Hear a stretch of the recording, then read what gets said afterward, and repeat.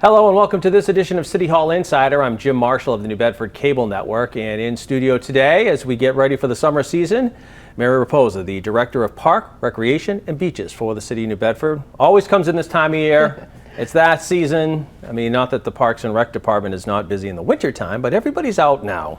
It's true. Thank God, everybody's out. Yep, the weather's awesome and people are in the parks.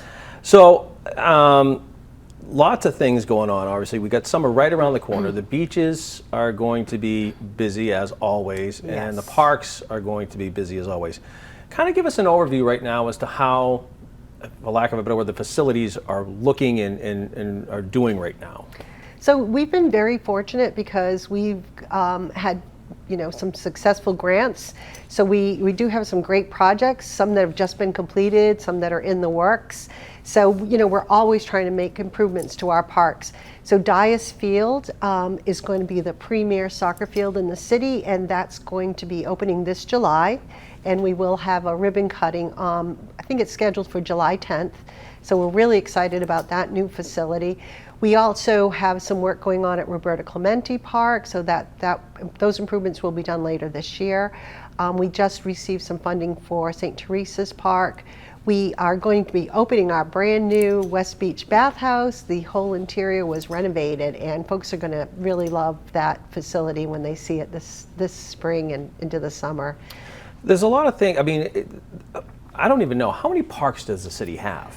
Oh, I think it's about 40 to 50. And those are, but you're including the little neighborhood parks too. Yes. So I mean, everybody always thinks of the big ones. Yep. But the little ones are, important to the local neighborhoods as well. They are. Yeah. Yeah. So we're part of the 10-minute walk to parks, which is a national effort to make sure that everybody has a park that they can walk to.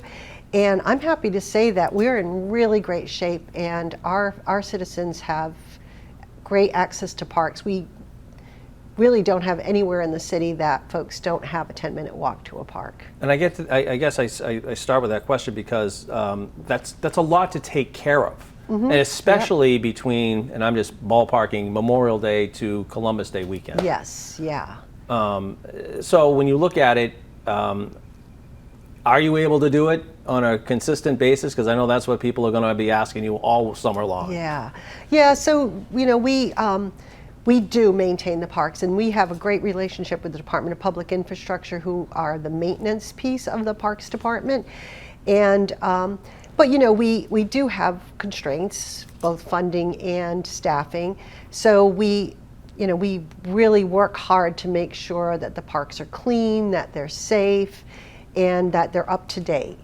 And we do the best we can with what we have, but honestly, we have terrific parks, and I hear folks telling us all the time that we really are blessed with the parks we have in our city. Oh, absolutely. I mean, you just go from one end of the city to the other, they're totally different. Yes. Talk a little bit about the beaches themselves. You guys maintain those, but it's sort of a different maintenance. I know you have to take care of the ground, for lack of a better word, as well as cleaning it up. I mean, there's a lot to it other than that people usually don't see. That's true. So in the spring, we start with raking. We actually have a beach raker that DPI puts out on there that it rakes the sand, which pulls litter out of the sand, and it also redistributes the sand because, of course, during the fall and winter, the winds blow the sand up against the walls. We have to push it back onto the beach. And then once the lifeguards start, and they will be on weekends beginning Memorial Day, and then they're on full-time beginning June 23rd, I believe that's the date. And so once the lifeguards are on duty, every single day, one of their tasks is to pick up litter on the beaches. So, it's a lot, but really we have, I have great staff, and we have great relationship with DPI. So with some of the exciting things happening at the beach right now, we have the plovers are nesting on East Beach again this year. I think this is the third year. So that's kind of a testament to how far along our beaches have come, because it's obviously clean enough that these birds have adopted it. And they should be fledging by July 4th. So we'll see the fence come down as soon as they're fledged. And then on West Beach, we just Smile Mass just gave us another amphibious wheelchair So we had gotten one a few years back, and it got a lot of use, and it needed replacing. And so they were generous enough to donate another one. So we're going to have a brand new amphibious wheelchair at West Beach for folks to use. And if you see the volleyball tent set up on On East Beach, yeah. always in use. That's Yeah, for sure. I it mean, is. people don't recognize, and I'm glad you mentioned the sand thing, because you're right. In the wintertime, everything's pushed up, and I mean, something that big, that's a big project. You got to move that sand back to the beach. Yes. Yep. And I don't think people grasp that. One thing you've talked about every year, which I think is great, is the fact that New Bedford sort of defies a lot of other communities lifeguard-wise. Yes. You always seem to have a full complement, or pretty close to a full complement of lifeguards every year. And you mentioned always that a lot of returning folks, We do have too. a lot of returning But you folks. do have a special program to train lifeguards. We do. So we work with the New Bedford High School swim team and the swim coaches, and every year they run a lifeguard certification program. So we have been just very lucky over the years. And we really started that relationship, I think it was 7 years ago now, because we had a shortage of lifeguards. And they were all in. They thought it was a terrific idea, and it works out really well. And these kids get great jobs every summer, and they do a terrific job. It's a lot of responsibility, but they're all in. What's a full complement? When you talk about how many lifeguards, I mean, you're not talking like a half dozen. No. So there's 16 lifeguards. Wow. I believe there's 5 head guards. There's the assistant waterfront supervisor and a waterfront supervisor. But I say that because I saw an article in the paper 2 days ago that they're already looking for lifeguards, and some communities are already short. Yes. And I never hear us having a problem with that. No, and we don't. We just actually ran the lifeguard certification program in the New Bedford High School pool. So we got a few more New Bedford High students and some other local residents certified for this summer. So we were able to replace those kids that, they generally stay for us through high school and college, and then they get full-time positions. And so we always need a new complement of kids coming in. But that's good, because the rotation keeps going that way. Yes. I mean, that program pays for itself, really. Yeah, it really does. Yeah. Looking at the parks, and I wanted to touch on, how do the playgrounds in those parks look right now? Because I know you're always looking at equipment. Yeah. They get heavy use, especially this time of year. They do. How are the playgrounds themselves looking? So the playgrounds are in pretty good shape. We obviously we have crews going out and checking them on a regular basis, and then we also will sometimes get calls from residents saying, "Hey, this is broken," which we love that, because we can't be in every park every day. Right. So having lots of eyes in the community, keeping us up to date, is terrific. But we do have playgrounds that we're looking to replace, and we just received funding to replace the playground at Fort Tabor, so that's going to be our next playground. Yeah. We're also working to, and that funding I think is in place. Well, we did fund Ashley Park. That'll be the next playground that will be updated. That one's moving along, and the design is almost done. That park looks beautiful too. I mean, it's new, but it looks beautiful. It does, and getting terrific use. And so that was why we really wanted to focus on replacing that playground next, because the rest of the park just looks so great. And the equipment has changed so much over the years. Yes. I mean, it's not just a swing and a slide anymore. No, it's not. And really the playground industry really has developed, and they really started to think about, how can kids developmentally, how can playgrounds help kids developmentally? So, we want playgrounds that have more options for play. So, climb the stairs, go down the slide. Just to give kids more options, more opportunities to think creatively about how they're using the equipment. And we have one of our policies here in the city is that we want all our playgrounds to be different, so that you want to visit different parks, because the playground here is different than the playground there. Right. So that's one of our internal policies, is we want to have diversity amongst our playgrounds. And designing those, it's got to be a little fun too when you think about it. Yeah. It is. Yeah, I mean, it's different, fun. because there's so many different things that you could do at each location. It's really. true. Yeah. Also in the parks, you've got the splash pads, Yes. which I know you've upgraded a couple over the past couple years. Yep. How are they looking right now? And do they start at the same time? Yeah, so we What we do is we work with DPI again because they turn them on, but we just really track the weather. Yep. And so once we start getting some days regularly in the 80s, then we'll start turning them on because we know folks are looking for some relief once the heat starts hitting.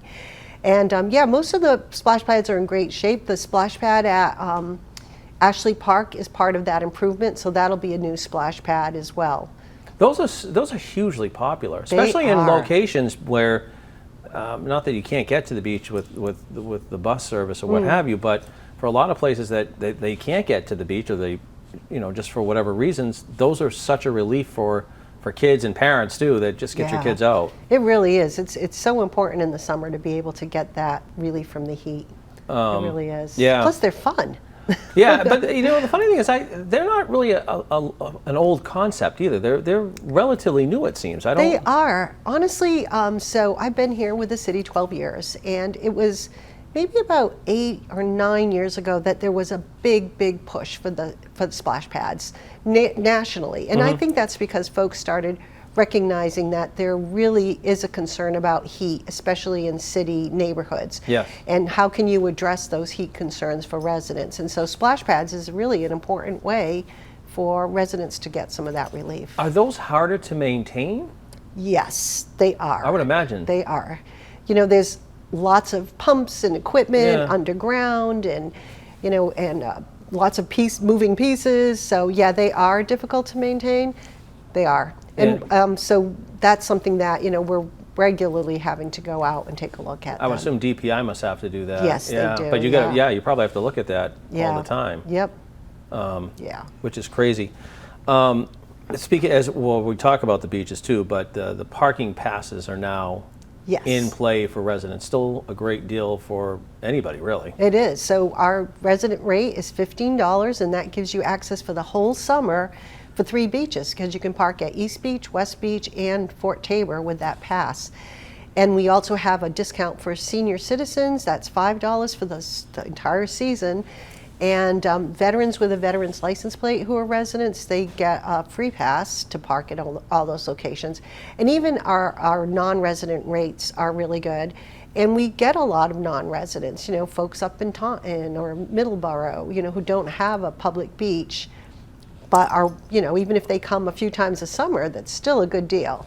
So what is that rate? So if you're a community that touches New Bedford, such as Dartmouth, Acushnet, Fairhaven, Freetown, it's $30 for the summer, and all other communities are $60. And again, that's for the whole season? For the whole season at all 3 locations. And there's day passes too, correct? Oh yeah, so you can park by the hour if you want. You can, there's an hourly rate. The day pass is $15 a day. But lots of folks take advantage of that. Yeah. I just think that when you really, because so many communities charge. Well, some communities, if you're out of town, you can't even get to the beach. That's right. Yeah. So the city's offer is a pretty good deal. Yeah. Even if you just go 3 or 4 times, you've already paid for a day pass. Really. Yeah. And I actually heard some young folks from Boston who were excited about the train because they're thinking they can take the train down to go to the beach. Yeah. So, yeah. Talk about a little bit as well the one of the big programs, the summer food program at the parks, as we're tying all that in right now. This program, I mean, for a lot of kids, and you and I have talked about this in the past, for a lot of folks, this is the only meal that they'll get. Right. So the need is there. This is a huge operation, though, and it's not just the park department that's doing this either. No, it is not. Yeah, we work with the New Bedford Public School Food Service, and because there's such a big need in the city, they actually became a sponsor last year as well. So we now have 2 summer food sponsors in the city, the Parks Department and the New Bedford Public Schools, so that we can be in more locations offering food for folks. And so this year we're going to be at 4 parks 5 days a week for lunch from 11 to 2, and we offer free lunch to anyone 18 years and under who comes, and we also offer programming. And then we also have 3 dinner sites, which are on Tuesdays and Thursdays at Ashley, Montes, and Riverside Park. That's an increase, I think, isn't it? Yes, it is. The dinner program. Yep, it is. And again, really hugely popular. We offer activities. We have partner organizations that come in and work with us. So this year at the dinner program sites, the Mass Audubon got a DCR Summer Nights grant, so they're going to be doing programming at all our dinner sites this summer. So yeah, it's a really great program, and people do take advantage of it. I think the lunch program, what, is it like 11 to 2? It's 11 to 2, right? Yeah. That's correct. And what's dinner? Dinner is 4 to 7 p.m. Okay. Yep. And you said too, I think that's a good thing. It's not just the food. You do have activities there, and Yes. you've got staff there that are doing various activities. Yeah, we have staff there that hand out the lunch and do activities, and you know, we give them a bag full of balls and art crafts and games and stuff. But once they get to know the kids at the site, because they're at the same site every day, they start to tailor the activities for the kids who are regulars, which is kind of nice, because if the kids want to play soccer, that's what they're going to get to do. If they want to make, you know, GIMP bracelets, that's what they're going to get to do. So yeah, and we also try to hire staff from the neighborhood so that the kids, you know, are interacting with folks that are in their own neighborhoods. How have you seen turnout for that over the years go? So pre-COVID, we actually had much larger numbers. Really? Yep, and we had many more sites. But since COVID, we've actually seen the numbers drop, and some sites, like for instance, the Housing Authority used to be really big sites for summer lunch, and then we stopped getting kids at the Housing Authority sites. And so we worked with them to find, you know, what happened. And they think what happened is that those kids moved into actual programs. So they're not there, they're in programs. But we do offer the free summer food program to most of the youth serving programs in the city. So they're still getting the free lunch, they're just getting it in a formal program as opposed to, you know, at a local site. And in the dinner one, I would imagine you have seen growth in that. Oh yeah, the dinner sites are very busy. Yep. And that's partly because I think the parents are home, so you know, they're bringing the kids over after, you know, after they get out of work. Yeah. And yeah, so we're seeing large numbers at those. And the preparation for that is because you're getting, I would assume, the only word I can think of is shipment, but you get your lunch shipment early in the day, and then I would assume you're not getting it all at once. You're getting a dinner shipment later at the other locations. Yep, that's right. Yeah, so we have 2 vans. One van, that's all they do is they pick up and drop off food at all the sites. That's their responsibility. That's a lot. Oh yeah. Well, I know lunch it is. Like I said, I haven't. Oh yeah, it is. It's a big deal. And then, you know, we also, as part of that program, which is a USDA-funded program managed by the Department of Elementary and Secondary Ed, but part of our agreement with them is that if a kid shows up during that allotted time, they have to get a meal. So if we usually get 50 kids at a site and we bring 50 meals and 3 more kids show up during that time, we have to get them 3 more meals.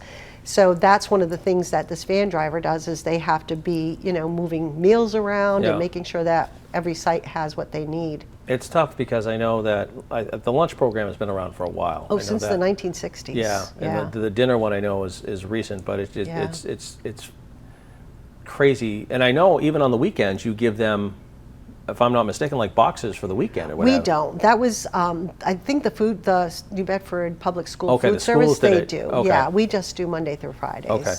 Yeah.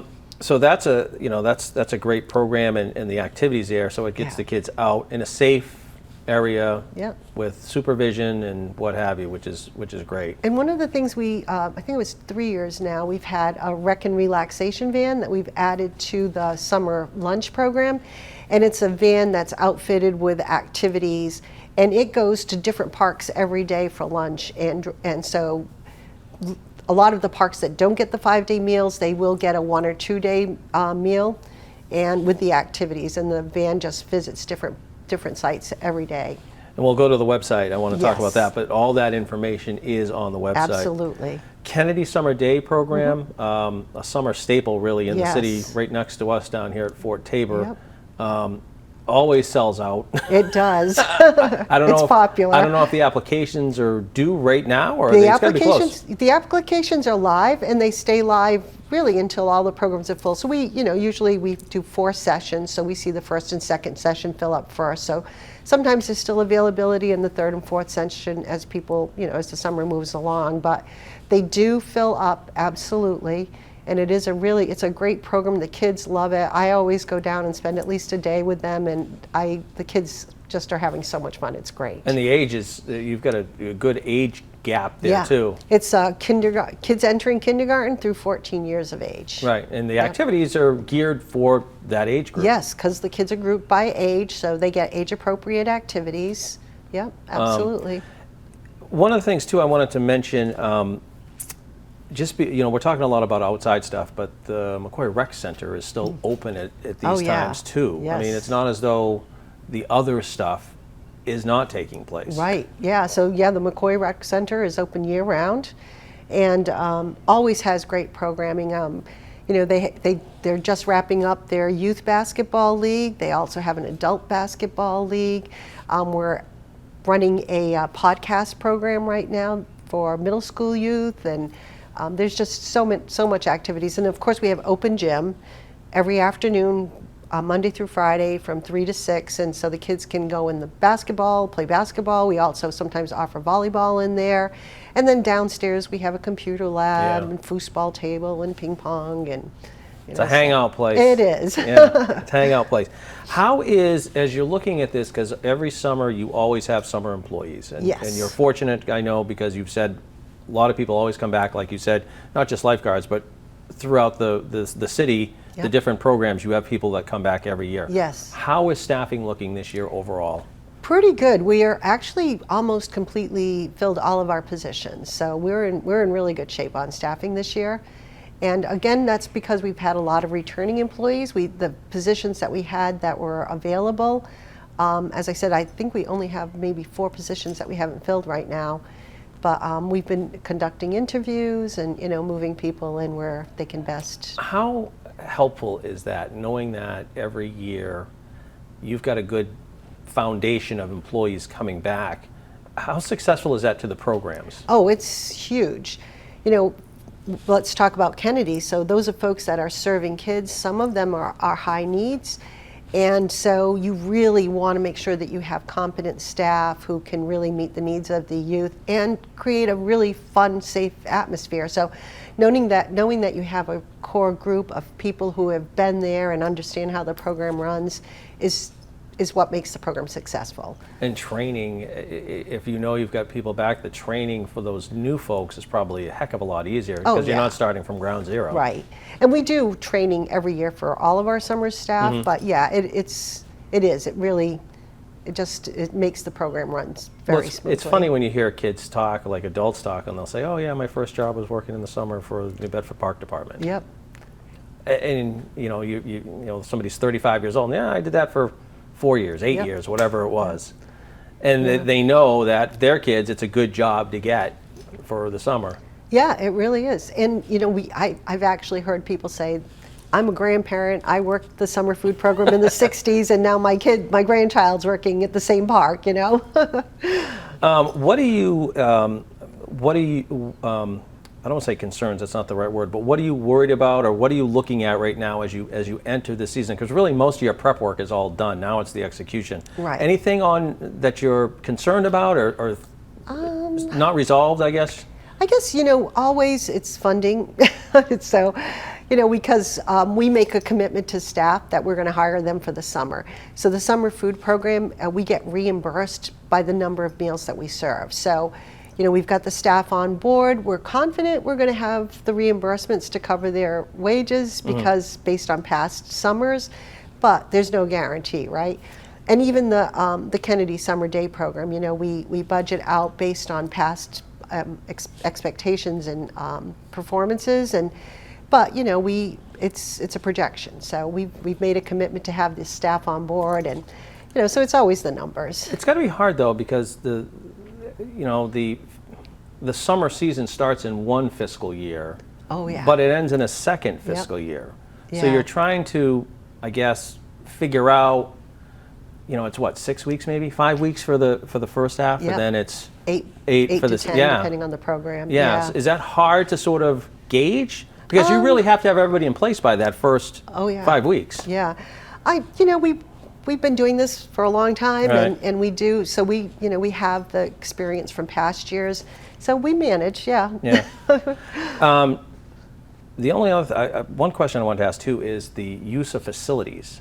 And speaking as someone who went to you every year looking for a baseball field, I would imagine that the time has come and gone for people to reserve field use or something, because most of it is probably filled up right now. So yeah, that's true that we do. We get a lot of requests for field permits, but we often can accommodate folks depending on what they're looking for and the time slots they're looking for. So, you know, if folks want access to a field, I would not discourage them from coming to see us, because we can often accommodate folks.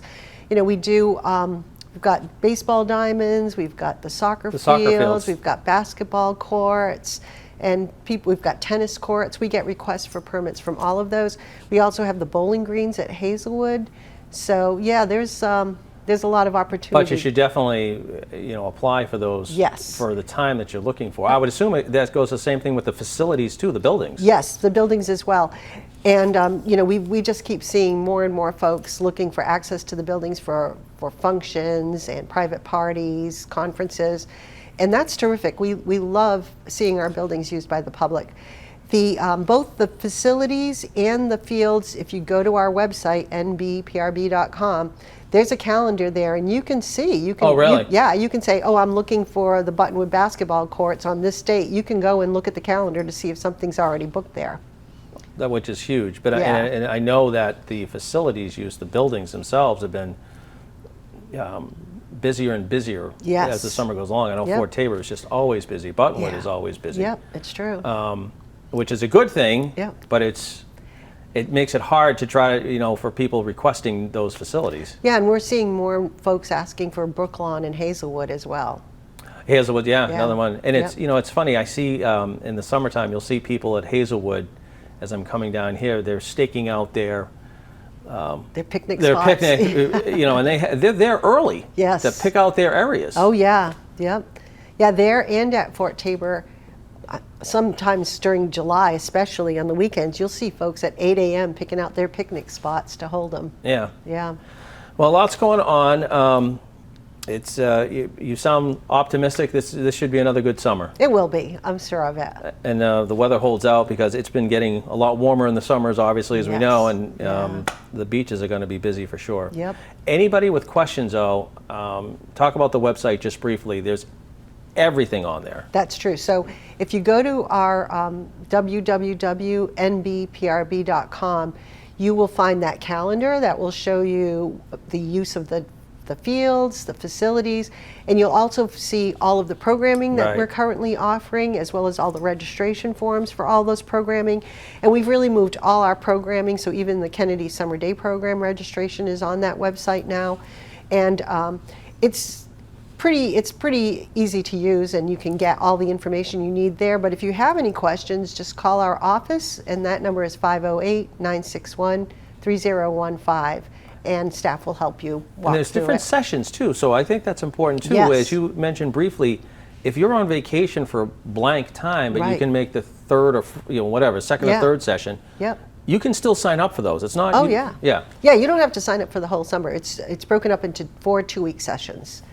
And I think that's good for people to know. All right. We've covered a lot. We have. But time is up. Thanks for coming in. I appreciate it. Thanks for inviting me. Happy summer. Thank you. Same to you. That's going to do it for this edition of City Hall Insider. I'm Jim Marshall of the New Bedford Cable Network. Thanks for watching, and we'll talk to you again soon.